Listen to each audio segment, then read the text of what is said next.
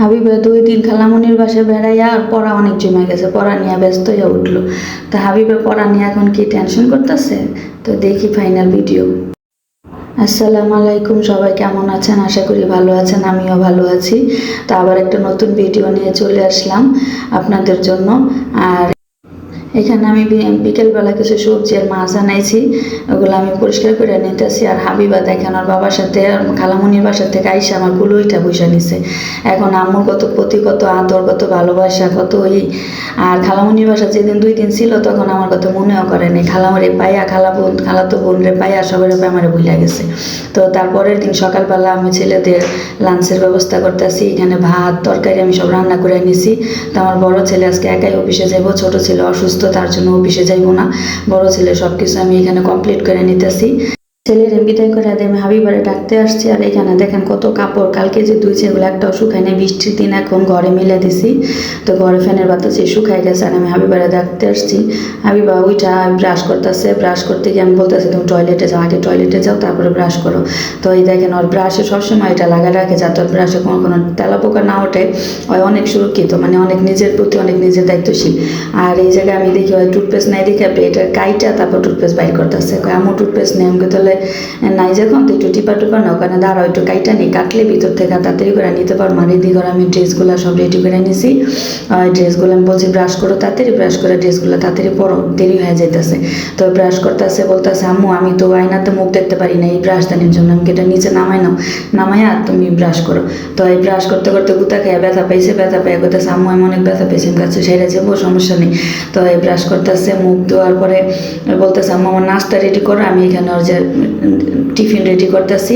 আর tiffin আজকে যে পাউরুটি দিয়া ডিমটা বেজে দিতেছি, এগুলো নিয়ে যাই। বারে একলা কখনো টিফিন খায় না, বন্ধুদের নিয়েই খায় সবসময়।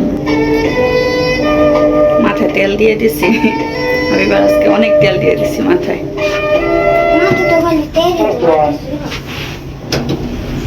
বেরো।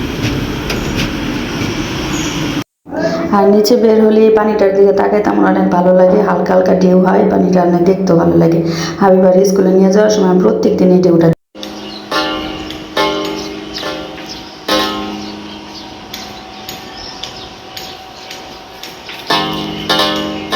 স্বাধীন বাংলাদেশের পতাকা আর একটু উঁচা হইলে ভালো হইতো, এটা নিচে হয়ে গেছে, বাতাসে উঠতো না তো। উড়ে স্কুলের পাশে এখানে একটু সবজি টবজি করা হয়। আমি কখনো এই দিক দিয়ে একটু আসি নাই, আজকে আসলাম দেখি।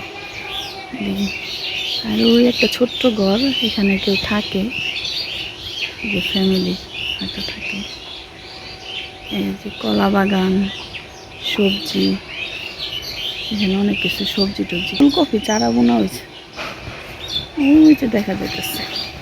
শীত চলে যেতেছে, ফুলকপি চারা বুনছে। আমাদের এখানে আবার শাক সবজি, মানে টাটকা সবজি শীতকালে কিনা, মানে ক্ষেতের থেকে কিনা খাওয়া যায়। আর এই যে হাবিবার স্কুলের পাশেই গেট, ফুল গাছটা অনেক সুন্দর স্কুলের গেটে। মাছের এই যে আইসটাগুলো যে শুকায়, এই লোকটা নাকি হিন্দু, এতদিনে জানলাম হিন্দু নয়।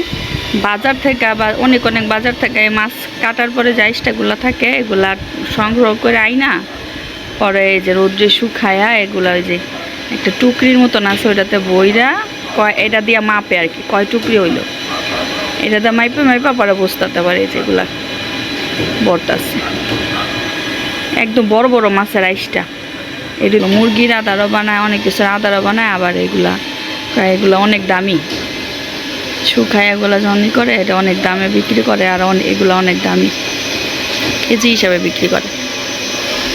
হ্যাঁ, কোনো কিছু ফালানি নেই, মাছের আইসটা পর্যন্ত সব কাজে লাগানো যায়। মাছেরও কোনো, যেমন আমরা ছোটোকালে গরুর রচনা পড়তাম, গরুর কোনো কিছুই ফালানি নেই, সবই কাজের।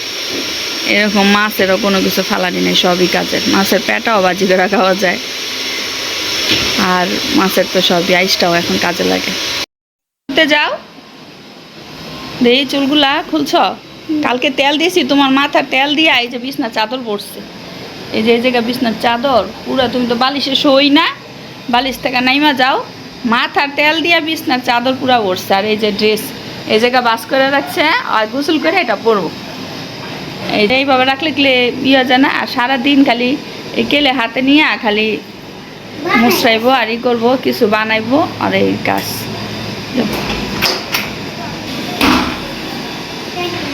সুন্দর করে গোসল করবা। প্রত্যেকটা ঘরে কয়টা করে পামোচিনি খালি দেখেন হাবিবার বাবার জন্য প্রত্যেকটা জায়গায় জায়গায় পামোচিনি লাগে।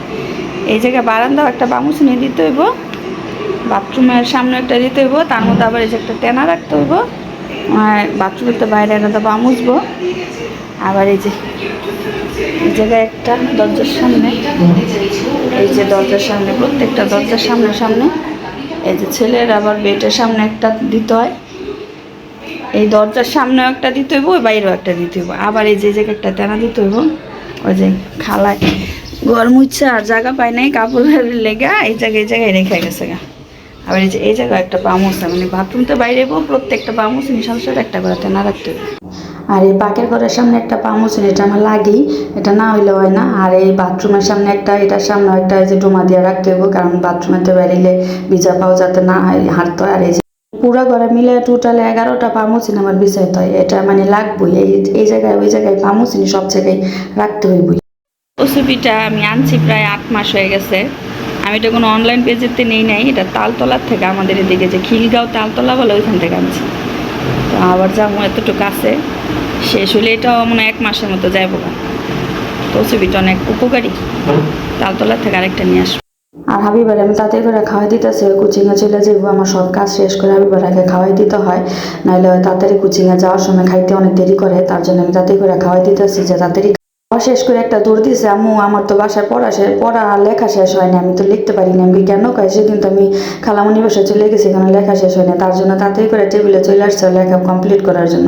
আমি কি দেখছো কি তাড়াহুড়া, খালামণি বাসায় বেড়াইতেও মন চায়, আবার পড়া নিয়েও টেনশন, কত টেনশন। তো বলতেছে আমি তাড়াতাড়ি করে লিখে নিই, তা আমি আধা ঘন্টা পরে গেলে সমস্যা নেই ম্যাডাম, আমার কিছু বলবো না। আমি কিন্তু ওইখানে দেরি হলে তো তোমার আবি পড়াও দেরি হইব, সমস্যা নেই, আমি আবি পড়া আজকে মেকআপ করে নিয়ে আসবো, তুমি টেনশন করো না। আমি আচ্ছা আলহামদুলিল্লাহ, আমার কোনো টেনশন নেই, তুমি বড় হয়ে যেতেছো না, এখন তো আমার কোনো টেনশনই নেই। এদিকে বিকেলবেলা আমার ছেলে বাসা আসার সময় চাইলের বস্তা, তেল, তারপরে কিছু সবজি নিয়ে আসছে, ডাইলও নিয়ে আসছে। এগুলা বলতেছে আম্মু এগুলো নাও, এগুলো নিয়ে আসছি, তার বাকি বাজারগুলো পরে করবো না। আমি আচ্ছা ঠিক আছে। তো বলতেছে তুমি চুল কাটছো? হ্যাঁ আমি চুল কেটেও আসছি। বাস নুডলস রান্না করবো, ম্যাগি নুডলস, কোকোকোলা নুডলস রান্না করবো এখন। যে ডিম 2টা 3 আর আমি আগেই এই ব্রয়লার মুরগি, বরবরি আর আলু এগুলা কাইটা সিদ্ধ করে রাখছিলাম, সব মশলা টশলা দিয়ে সিদ্ধ করে রাখছিলাম। এগুলো রান্না করবো বিকেলের নাস্তা। এটা মেয়ে পড়তে গেছে, এখন আসে নাই।